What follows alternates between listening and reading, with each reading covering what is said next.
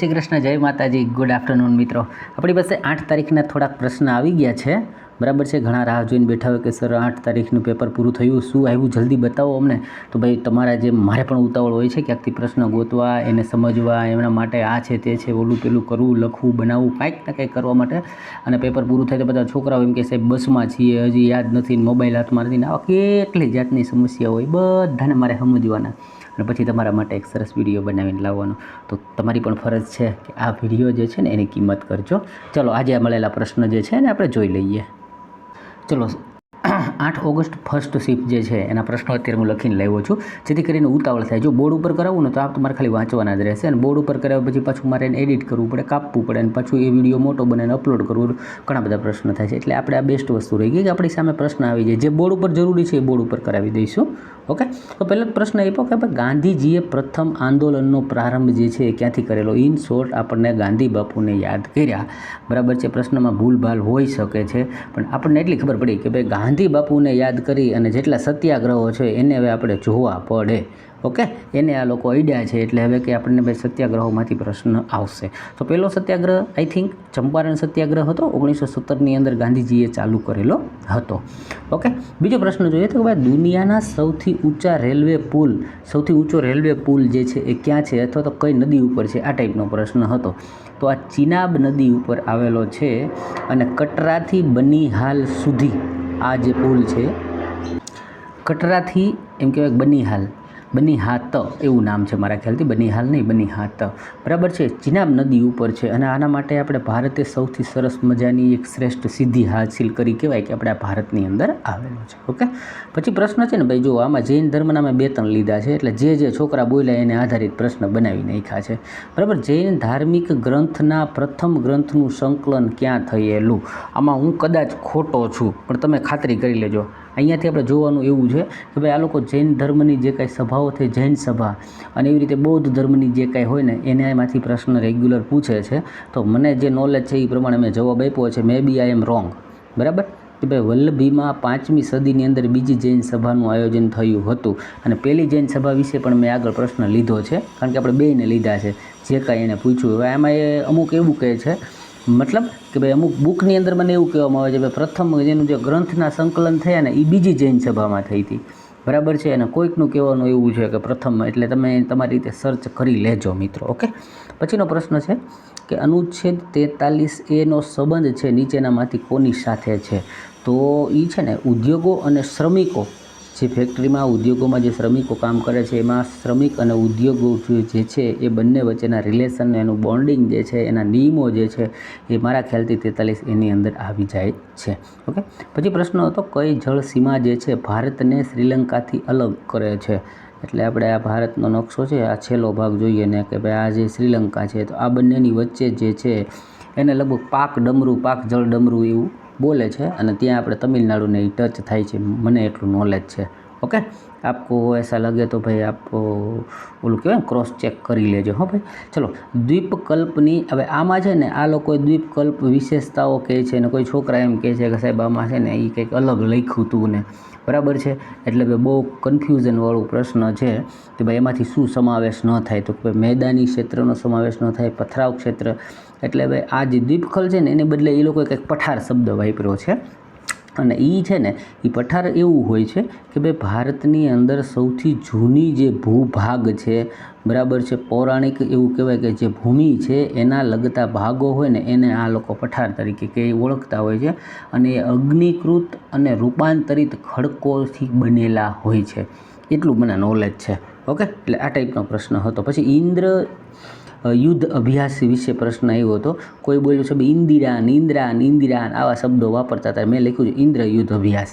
Okay, તો Bharat plus રૂસ વચ્ચેના નૌસેના યુદ્ધ અભ્યાસ છે, જે માર્ચ 2025માં સ્ટાર્ટ થયેલું અને એપ્રિલ 2025ની અંદર એનું પૂર્ણ થયેલું. એક પ્રશ્ન જે છે એ અભ્યાસ ખંજર કયા 2 દેશની વચ્ચે થાય છે, નામ BSI ખંજર.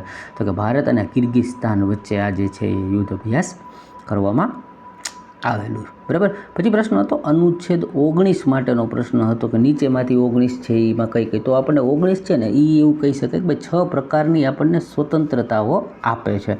જે આપણે માનવ અધિકારો છે, મૂળભૂત અધિકારો, એની અંદરથી આપણને 6 પ્રકારની પેલી કહેવાય ને કે ભાઈ સ્વતંત્રતાઓ આપે છે, જેની અંદર વાણી સ્વતંત્રતા છે, ભેગું થવાની સ્વતંત્રતા છે, હથિયાર વગર આપણે કોઈ પણ સભાઓ કરવી કે પછી આખું આ પ્રેસ મીડિયા જે છે એ બધી વસ્તુઓ જે છે એ કોના અંદર આવે છે, તો કે ભાઈ 19 આ જે અનુચ્છેદ 19 છે એના અંદર આવે છે.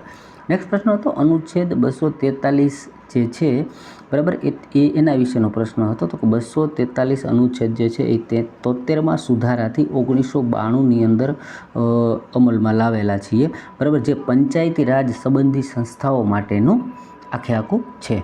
ઓકે. પછીનો પ્રશ્ન પૂછ્યો કોમ્પ્યુટરમાંથી કે SRAM જે છે એનું ફૂલ નેમ પૂછી લીધું. તો SRAM, રેમ એટલે કે રેન્ડમ એક્સેસ મેમરી, એ તો આપણને બધાને ખ્યાલ જ છે, પણ એસ જોડાય છે ને એનાથી મતલબ છે સ્ટેટિક. પછી એક આવો જ પ્રશ્ન છે SDRAM, બરાબર છે, એનું પણ પૂછી લે છે. તો સિંક્રોનાઇઝ ડાયનેમિક, બરાબર છે, રેમ, આવું પણ ફૂલ ફોર્મ આવી શકે છે. ત્યારબાદ આપણને ગઈકાલે એણે સડક સંબંધિત પરિયોજનાઓનો પ્રશ્ન પૂછેલો. આજે પણ એમાંથી છે ને વૈકલ્પિક પ્રશ્ન આવ્યો હતો કે વિકલ્પો બતાવીને પ્રશ્ન પૂછ્યો છે. તો આપણને નોલેજ એટલું છે કે ભાઈ આ 25 ડિસેમ્બર 2000ની સાલમાં સડક પરિયોજનાઓ જે છે એ સ્ટાર્ટ થયેલી છે, બરાબર છે. અને મારા ખ્યાલથી 25 ડિસેમ્બર જે છે ને અટલ બિહારી વાજપેયીનો જન્મદિવસ છે, એટલે એને ધ્યાને લઈને કંઈક આખી યોજના સ્ટાર્ટ થયેલી છે, એમાંથી પ્રશ્ન હતો. અને મુખ્ય એનો હેતુ શું છે, તો કે ભાઈ ગામડાઓ હોય, બરાબર, શહેર હોય, મોટા મોટા સ્ટેટ હોય, રાજ્ય હોય, આ બધાને એક સારી એવી યોજના સડકથી લઈ અને બધા એકબીજા સાથે જોડાઈ રહે, બધાનો કોન્ટેક્ટ બની શકે, બધા એકબીજાને પોતાના બિઝનેસને એક્સપ્લોર કરી શકે અને દરેક વ્યક્તિ એક બીજી જગ્યાએથી સાથે એમ કહેવાય કે ભાઈ કનેક્ટિવિટી બની રહે, એના માટેની આખી આ યોજના છે. પછી પ્રશ્ન હતો કે ભાઈ કોઈ એવું કહે છે સાહેબ સિંહાલેખનો હતો કે ભાઈ શિલાલેખનો હતો કે ભાઈ સિંહની આકૃતિ જે છે એ ક્યાંથી લેવાય, એ ટાઈપનો પ્રશ્ન. એટલે એ બધાને ખ્યાલ છે, બરાબર છે. આપણે જે છે 4 સિંહવાળી જે આકૃતિ છે એનો રિલેટેડનો પ્રશ્ન હતો. પ્રોપર નથી એટલે આપણે એના વિશે બહુ ફાંકા નહીં મારીએ. નેક્સ્ટ પ્રશ્ન જે હમણાં મેં આગળ કીધું ને એ જ પાછો લીધો કે ભાઈ જૈનની પ્રથમ ધર્મસભા છે ને એના રિલેટેડ બી હવે પ્રશ્ન ન આવ્યો હોય તો આવશે, કારણ કે બીજી સભા પૂછી હતી, જે પાટલીપુત્રમાં થયેલી હતી અને જેના અધ્યક્ષ છે ને સ્થૂળભદ્ર હતા, બરાબર છે. અને જેમ હમણાં પેલું આપણને પ્રશ્ન પૂછ્યું ને કે ભાઈ આપણે શું કહેવાય કે ભાઈ આ રીતે ઇન્ડિયા અને શ્રીલંકાની વચ્ચેની જગ્યા, તો એવી ઇમ્પોર્ટન્ટ જગ્યાઓ છે જે મેં લખી છે. આ છે ને આપણને આવશે પરીક્ષાની અંદર. અને આ રેલવેવાળાને ટેવ છે, એક વખત એક ટાઈપનો પેટર્નનો પ્રશ્ન બનાવે ને એટલે એમાંથી વારંવાર પૂછે છે. જો એમાં છે ને એક આ 8 ડિગ્રી ચેનલ, 9 ડિગ્રી, 10 ડિગ્રી અને એક ડંકન પાસ, આ બધા એવા નામો છે કે રેલવેના ફેવરિટ ક્વેશ્ચન્સ છે અને વારંવાર પૂછે છે, માટે આપણે જોઈ લઈએ. 8 ડિગ્રી ચેનલ છે ને એ લક્ષદ્વીપ અને માલદીવ, બરાબર છે, એ બંને વચ્ચે આવેલી છે. પછી 9 ડિગ્રી છે ને મનિકોય અને લક્ષદ્વીપ વચ્ચે છે. પછી 10 ડિગ્રી છે અંડમાન દ્વીપ અને નિકોબાર દ્વીપ વચ્ચે છે. પછી ડંકન પાસ છે એ મ્યાનમાર તથા અંડમાનને જુદું પાડે છે. ઓકે. નેક્સ્ટ પ્રશ્ન આવ્યો કે સૌથી પ્રદૂષિત રાજ્યનું શહેર જે છે એ તમારે બતાવવાનું હતું. તો હમણાં જે કીધું બર્નીહાટી, અસમ ને મેઘાલયની સીમા પર આવેલું છે.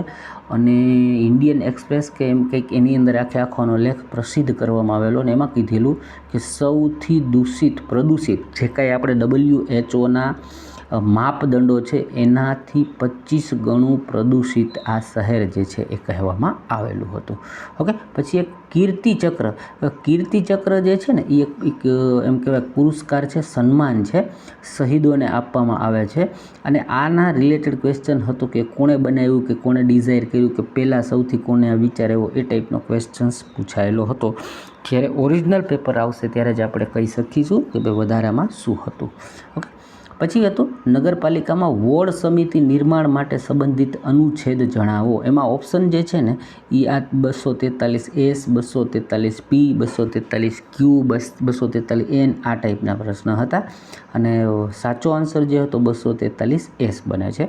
પછી પ્રશ્ન હતો મેદાની ક્ષેત્રો સાથે જોડાયેલ રાજ્યનો એક પ્રશ્ન હતો કે ભાઈ એમાં આ 3 રાજ્ય આપેલા હતા, પણ મેદાની ક્ષેત્ર એટલે કે ભાઈ જે નદી છે, બરાબર છે, એનો પ્રવાહ સાથે આવી રીતે લાવી અને ફળદ્રુપ મેદાનો બનાવતું હોય છે, બરાબર છે. તો પંજાબની અંદર પણ નદીઓ છે, યુપીમાં પણ આપણે કહી શકીએ કે છે, તમિલનાડુમાં બી છે. હવે નેક્સ્ટ જે હોય એમાં કદાચનો ઓપ્શન એનો રાઈટ આન્સર બની શકશે. બાકી વાત કરીએ ગણિતની અંદર જે છે ને સાદું રૂપ એટલે કે ભાગુ સભાના 2-3 પ્રશ્ન ડેઇલી માટે આવી રહ્યા છે. ટકાવારીના પ્રશ્ન પણ 2-3 જોવા મળી રહ્યા છે. ટાઈમ એન્ડ વર્ક, સમય અને કાર્યના 2-3 પ્રશ્ન આવી રહ્યા છે. એવરેજનો 1 યા 2 પ્રશ્ન છે. વ્યાજની વાત કરીએ, ખોટ નફાની કરીએ તો 2-3 પ્રશ્નો એનામાંથી પણ આવી રહ્યા છે. ક્ષેત્રમિતિ, ત્રિકોણમિતિના પ્રશ્ન પણ જોવા મળી રહ્યા છે. બરાબર. લસ્સા, ગુસ્સા, પછી સમય, સ્પીડ અને અંતર, આ બધા જે છે એના અત્યારે તો હજુ એક્ઝામ સ્ટાર્ટ થઈ છે એટલે અત્યારે સ્ટાર્ટિંગની અંદર છે ને સહેલા પ્રશ્ન આવશે. પછી જેમ એમ કહેવાય ને કે ભાઈ લોહા ગરમ થતા જશે અને એમ હથોડા મારતા જશે, બરાબર, અઘરું કરતા જશે. એટલે અત્યારે જેને એક્ઝામ હશે ને એના માટે બેસ્ટ ઓપોર્ચ્યુનિટી છે કે એને સરળ પ્રશ્નો જોવા મળી જશે. બાકી જે પાછળથી આવશે એ બિચારાઓને ખૂબ જ હાર્ડ પેપર આવતું જશે. બરાબર છે. તો આટલા પ્રશ્નો મળ્યા હતા. આજુ આવશે ને તો એ આપણે નેક્સ્ટ વિડીયોમાં લઈ લઈશું. એટલે ટેન્શન ન લેતા, અત્યારે જેટલું મળ્યું છે એને લઈ અને આપણને એક અવેરનેસ લઈ લઈએ. ઓકે. ચેનલ પર નવા હોય તો સબસ્ક્રાઈબ કરજો, મને પણ મજા આવશે. અને વિડીયોમાં સારું લાગ્યું હોય તો લાઈક કરજો. તમારા પર છોડું છું. ચલો મળીએ છીએ બીજા વિડીયોમાં.